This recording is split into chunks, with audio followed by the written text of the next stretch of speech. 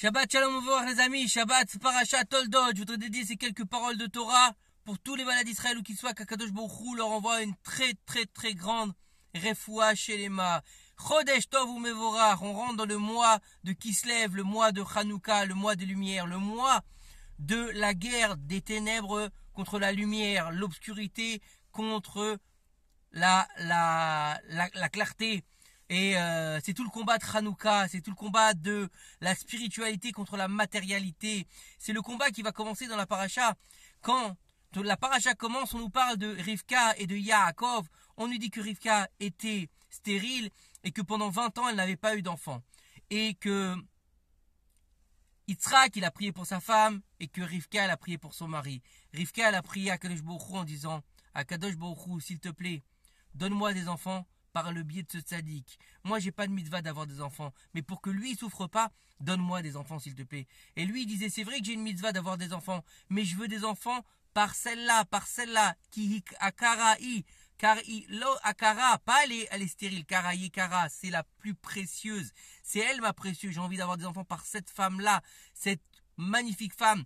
On a retracé d'où elle venait, qu'elle venait de Padan Aram, et qu'elle était la sœur de Lavan, et en se disant que, mais mince, qu'est-ce que c'est que ce pédigré qu'elle a, Rivka? Et se dire que, en fait, oui, Rivka, c'était une sainte. C'était une rose parmi les ronces. Parce qu'en fait, elle a grandi à Haran, dans un environnement complètement débauché, complètement idolâtre, complètement,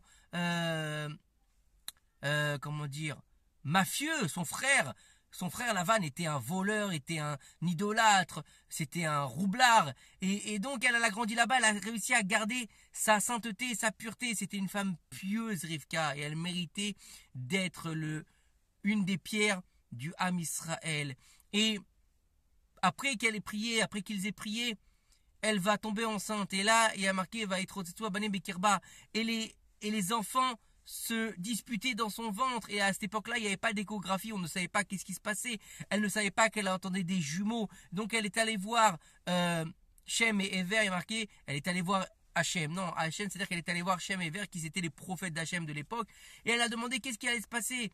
Et là, on lui a dit, qu'est-ce qui se passe? Elle a dit, quand je passe devant une maison d'Avodah Zarah, ça s'agite dans mon ventre. Et quand je passe devant un Beth Knesset, ça s'agite dans mon ventre. Comme s'il y avait deux forces dans mon ventre qui c'est pas normal. Et là, Hachem et Ever, ils lui ont dit, écoute, dans ton ventre, il y a deux nations. Deux nations qui seront l'une contre l'autre. Et le plus vieux servira le plus jeune. Comme ça, c'est marqué. Et en fait, lorsqu'elle a accouché, elle a eu Esav. Esav, il y a marqué, et ils l'ont appelé Esav. Pourquoi ils l'ont appelé Esav? Esav, ça veut dire que ça vient du mot assez, qu'il est fait. Parce que lorsqu'Esav, il est sorti, en tant que bébé, il avait déjà des dents, il avait déjà des cheveux, il avait déjà des poils. Il était déjà complètement fait. Donc c'est pour ça qu'ils l'ont appelé Esav. Par contre, lorsque Yaakov il est sorti, il y a marqué et il l'a appelé Yaakov. Pourquoi il a été appelé Yaakov? Parce qu'il tenait le talon d'Esav dans sa main. Et qui est-ce qui l'a appelé? C'est Akadosh Baruch Hu lui-même qui l'a appelé Yaakov, qui vient du mot Aikev, talon, parce qu'il tenait le talon de Esav. Pourquoi il tenait le talon de Esav en tant que bébé? Pour montrer que même si Esav était sorti le premier, Yaakov, il baissait pas les bras.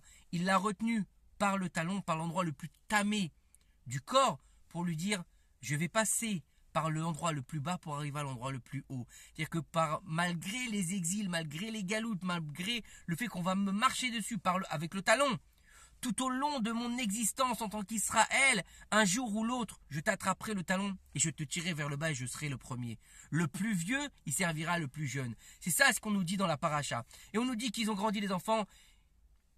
Esav, il est devenu un chasseur. Et Yaakov, c'était un tzaddik qui étudiait la Torah dans les tentes. Et il faut comprendre que dans cette paracha, on nous dit que Esav, il revenait des champs et il était épuisé. Et il a vu Yaakov qui était en train de cuire à Adom Azé, ce rouge-là. Et on nous dit que c'était des lentilles. En fait, il faisait des lentilles parce que c'était la Lévaïa, c'était en fait le deuil de son grand-père Abraham qui était mort quelques années avant pour pas voir la débauche de Esav. Et que ce jour-là même, quand il lui a dit je suis fatigué, en fait il était fatigué. Pourquoi? Il était fatigué parce qu'il avait non seulement tué un homme, il avait violé une femme, il avait renié Akadosh Baruch Hu, il avait ensuite vendu son droit d'aînesse et il était devenu apikoros. Donc il avait fait pas mal de choses ce même jour-là. Et c'est pour ça qu'on lui a dit il s'appellera Edom. Pas parce qu'il a vu un plat de lentilles rouges, il a dit je veux manger de ça. Alors quelqu'un qui va dire attends je veux de ce verre là que tu es en train de cuisiner, il va s'appeler quoi, géant vert? Non, c'est parce qu'il s'en fout de ce qu'il y avait dans le plat. L'important que c'était quoi? C'était qu'il voulait. Il lui a dit verse-moi ça dans ma bouche. Ça veut dire quoi? Ça veut dire vas-y.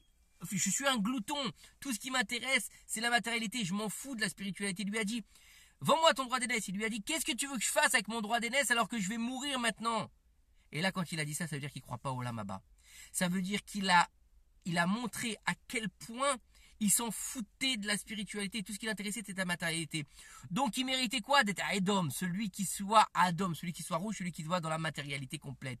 Edom, c'est qui? C'est l'empire de Rome. Rome, c'est celui qui a versé le plus de sang au monde. C'est l'empire qui a fait le plus de massacres. C'est l'empire qui a été le plus dur. Et c'est Esav. Il faut comprendre que dans notre paracha, on va voir qu'il a vendu le droit d'aînesse pour un plat de lentilles. Il baise ta bechora, c'est-à-dire quoi? Il a basé la bechora, il n'en avait rien à foutre. Le sage nous dit que non seulement il l'a vendu, mais en plus de ça, après qu'il ait mangé le pain, les hadashim, et que Yaakov lui ait donné aussi de l'argent et des cadeaux, qu'est-ce qu'il a fait? Il est venu avec des amis à lui. Il avait des amis, on doit se douter des amis qu'il avait et savent. Ils ont commencé à se moquer de Yaakov en disant tu vois pas, tu as vendu la Béroa, tu vois pas, qu'est-ce que ça peut changer? T'as l'abruti, moi j'ai bien mangé, j'ai bien bu, j'ai le ventre bien tendu, merci. Voilà, exactement, ils savent. C'est ça, il vit au jour le jour, il en a rien à faire du lendemain, il n'y a pas de lendemain pour lui, il peut mourir tous les jours. Comme il lui a dit à Yaakov, je vais mourir, à quoi me sert le droit d'aînesse? Mais juste après dans la paracha, on va voir que Esav devenu vieux après que pas Esav, Yaakov étant devenu vieux, étant devenu aveugle, il demande à son fils Esav d'aller lui chercher un gibier pour qu'il lui cuise et qu'il lui donne les bénédictions en tant que premier-né. Et là, Rivki, elle entend ça, elle a dit non, c'est pas lui qui doit prendre les bénédictions, c'est Yaakov et non pas Esav le rachat, parce qu'elle sait que c'est un rachat. Et lui aussi, il sait que Yaakov, il est plus haut que Esav.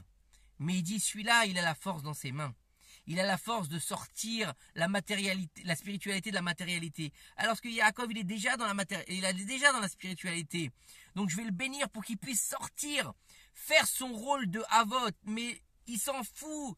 Esav, il ne veut pas être un des Havot. Ça ne l'intéresse pas. Donc c'est pour ça que Yaakov va prendre le rôle d'Esav et le rôle de Yaakov aussi. C'est pour ça qu'il épousera la femme qui devait échouer à Esav, c'est-à-dire Léa, parce que étant donné qu'il n'a pas voulu son rôle, donc il ne peut pas non plus avoir la femme, donc il ne peut pas être un vote. Donc Yaakov, pour faire le tikkun de Adam Rishon sur Gilui Arayot qu'il devait faire avec son frère, il va le faire tout seul. Et dans toute cette histoire, on voit que la Shekhinah se mêle, parce qu'on voit que la Shekhinah a besoin que ça se passe comme ça, que Yaakov il prenne les bénédictions, et Esav il dit ensuite, il m'a déjà eu une deuxième fois, et il comprend Yitzhak qu'en fait il a vendu son droit d'aînesse, il ne le savait pas, et il dit celui-là aussi est béni. Il ne maudit pas Yaakov, il le bénit, Ketal Hashamaim, il lui dit que la rosée du ciel soit sur toi, et que la terre soit grasse. Toutes les bénédictions de la matérialité, il les a données à Yaakov. Mais on voit bien que Yaakov, il n'a pas eu de bénédiction dans la matérialité, puisqu'il s'est fait rouler à chaque fois par son beau-père. Alors qu'est-ce que c'est que ces bénédictions? C'est que il a pas pris les bénédictions pour lui, Yaakov, il a pris les bénédictions pour les dorés d'Orod, pour les générations. On a vu que Baruch Hashem, partout les Juifs y sont allés, ils ont eu de la bracha dans leur travail. Partout ils sont allés, ils ont enrichi le pays où ils sont allés, aussi bien en Hollande, en Espagne, en France. Et en Israël aujourd'hui, en à peu près 70 ans, comment est redevenu le pays? À l'époque où les Juifs n'étaient plus en Israël, où il restait une toute petite communauté en Israël, elle donnait que des dattes et que du nana à la terre. Et aujourd'hui, regardez la richesse d'Israël, regardez tout ce qu'il y a, regardez les exportations, regardez les fruits et les légumes, regardez la beauté au niveau des routes, au niveau des binyanes. C'est extraordinaire, il y a la bracha, c'est la bracha matérielle de Yaakov qu'il n'a pas pris pour lui, qu'il a gardé pour ses générations. Et on voit que toute la bénédiction que Yitzhak il a donnée à Yaakov, c'est une bénédiction très importante. C'est très fort. c'est très grand. Il lui a donné toutes les bénédictions, il lui a donné la terre. Il lui a dit en fait tu es mon héritier. Abraham, il a donné l'héritage à Yitzhak au lieu de donner à Ishmaël. Donc Ishmaël, il a été éliminé.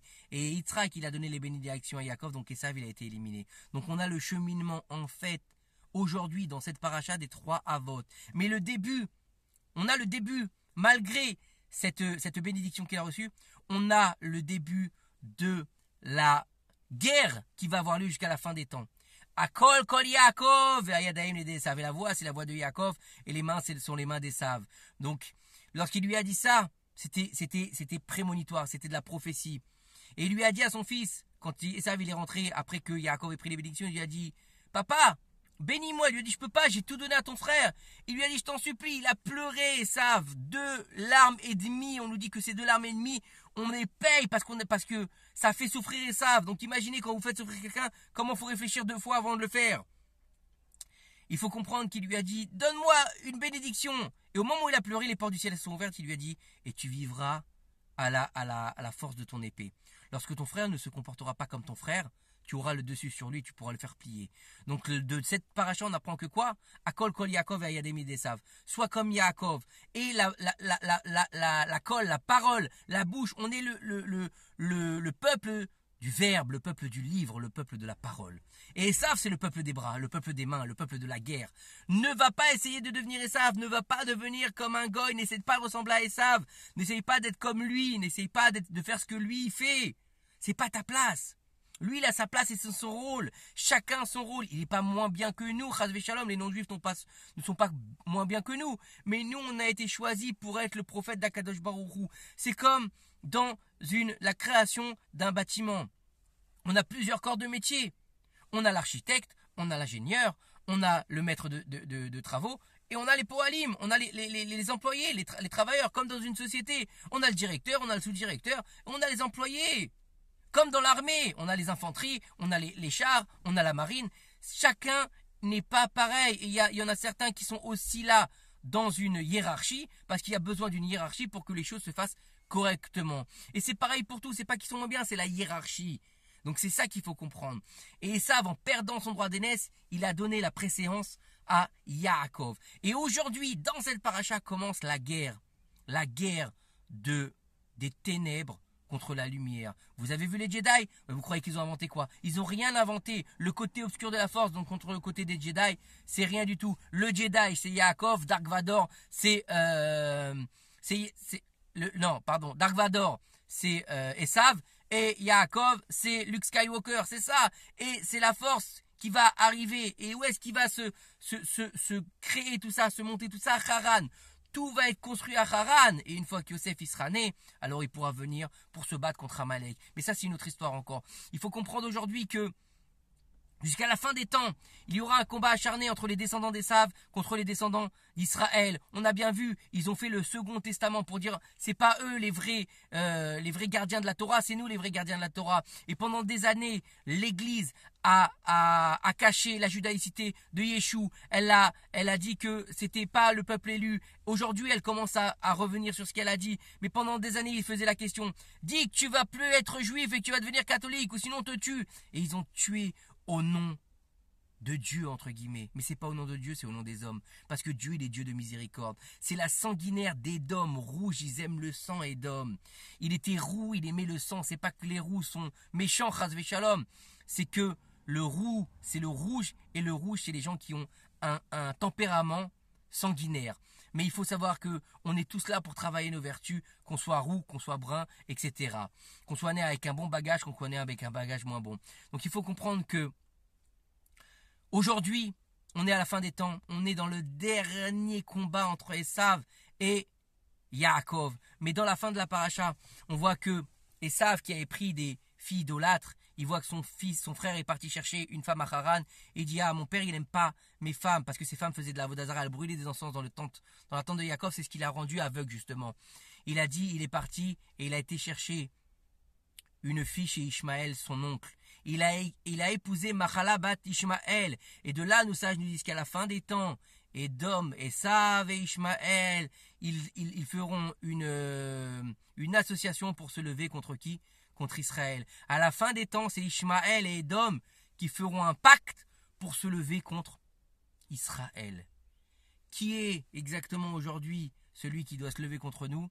C'est l'Occident et c'est l'Orient. On voit qu'aujourd'hui, on accepte l'Iran, on essaie de faire des pactes nucléaires, on essaie de faire des choses à l'ONU, on critique Israël à tout bout de champ, on pénalise Israël à tout bout de champ en le traitant de tueur, en le traitant d'assassin, en lui disant qu'il est responsable des crimes contre l'humanité. Mais si on regarde bien, qui est-ce qui fait le plus de bien aux Palestiniens si ce n'est pas Israël? Qui c'est qui s'occupe le mieux des Palestiniens quand ils n'ont pas de quoi être ils n'ont pas de quoi faire une opération? C'est en Israël qu'ils les font. Même les chefs du Hamas, ils les font opérer en Israël. Et on n'est pas miséricordieux. Il y a 3 niveaux pour faire part d'Israël. Il faut être miséricordieux, il faut avoir de l'humilité, il faut faire du chassadim. C'est ça Israël. Et nos ennemis, malgré leur masque, qui disent oui, on est vos amis. N'oubliez pas une chose, c'est que Yaakov, quand il est revenu de Haran dans les prochaines parachiotes, il a dit Akadosh Baruch Hu, protège-moi de mon frère, protège-moi de Esav. Pourquoi il avait plusieurs frères? Non, il avait qu'un frère, il s'appelait Esav. Et il lui a dit quoi? C'est-à-dire que protège-moi de mes ennemis. Quand ils se déguisent en mon frère, quand ils mettent un beau masque, on va vous aider, on est avec vous Israël. Mais aussi quand ils mettent le masque d'Esav, qui veulent nous tuer, qui nous montrent qu'ils veulent nous tuer. Mais celui qui est plus dangereux, c'est quand ils veulent être nos amis. Quand ils se disent on va être nos amis, on va être machin, on va être ensemble, toi et moi on s'aime d'amour. Comme ça s'est passé où? Pour Hanouka. On veut pas vous tuer, faites-la votre Torah, mais faites-la comme une science. On veut pas vous tuer, on veut que vous deveniez des mitiyavnim, vous devenez des Grecs avec une kippa. Ça veut dire que votre Torah ne sera pas divin, c'est juste humain. Ça devient une philosophie comme la philosophie grecque, c'est la philosophie juive. Non, chas v'shalom, la Torah est divine, le peuple juif est divin, et Be'ezrat Hashem, on montrera à toutes les nations du monde que on a été choisi par Akadosh Baruch Hu pour être la lumière du monde. Et la lumière du monde, c'est quoi? C'est celle qui s'élève. Une lumière, regardez bien, une bougie. Du bas vers le haut. Elle s'élève toujours vers le haut. Vers où? Vers Akadosh Baruch Hu. Il est temps de comprendre qu'on a été choisi par Akadosh Baruch Hu pour être la lumière du monde. Be'ezrat Hashem Yitbarach, Akadosh Baruch Hu nous donne la possibilité d'illuminer le monde de notre lumière et qui nous envoie le Mashiach b'mehera b'yaminu. Amen. Shabbat, shalom ou mevorach.